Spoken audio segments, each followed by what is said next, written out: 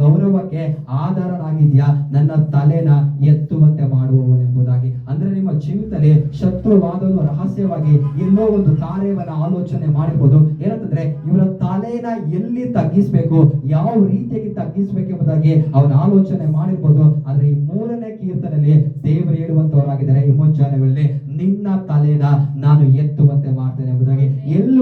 ಎಲ್ಲಿ ಶತ್ರುವಾದಂತನು, ಸೈತಾನಾದಂತನು ನಿಮ್ಮ ತಲೆ ತಗ್ಗಿಸ್ಬೇಕೆಂಬುದಾಗಿ ಅವನು ಆಲೋಚನೆ ಮಾಡಿದನೋ, ಅಥವಾ ನಿಮ್ಮ ತಲೆ ಎಲ್ಲಿ ತಗ್ಗಿಸಲ್ಪಟ್ಟಿದೆಯೋ ಅದೇ ಸ್ಥಳದಲ್ಲಿ ದೇವರು ಏನ್ ಮಾಡ್ತಾರೆ ಅಂದ್ರೆ ತಲೆನ ಎತ್ತುವಂತೆ ಮಾಡುವ ದೇವರಾಗಿದ್ದಾರೆ. ದೇವರಿಗೆ ಕರೆಗಳನ್ನ ತಟ್ಟಿ ಮಹಿಮೆ ಸಲ್ಲಿಸಲ್ಲ. ದೇವರು ನಾವು ತಲೆ ತಗ್ಗಿಸಲ್ಪಟ್ಟಿರತಕ್ಕಂಥ ಸ್ಥಳದಲ್ಲಿ ಬಿಟ್ಟು ಬೇರೆ ಸ್ಥಳದಲ್ಲಿ ತಲೆ ಎತ್ತುತ್ತೇನೆ ಎಂಬುದಾಗಿ ಹೇಳುವಂತ ದೇವರಲ್ಲ. ನಮ್ಮ ತಲೆ ಎಲ್ಲಿ ತಗ್ಗಿಸಲ್ಪಟ್ಟಿದೆಯೋ ಖಂಡಿತವಾಗಿಯೂ ಅದೇ ಸ್ಥಳದಲ್ಲಿ ದೇವರು ತಲೆನ ಎತ್ತುವಂತ ದೇವರಾಗಿದ್ದಾರೆ. ಅದೇ 3ನೇ ಕೀರ್ತನೆ 1 ಮತ್ತೆ 2ನೇ ವಾಕ್ಯ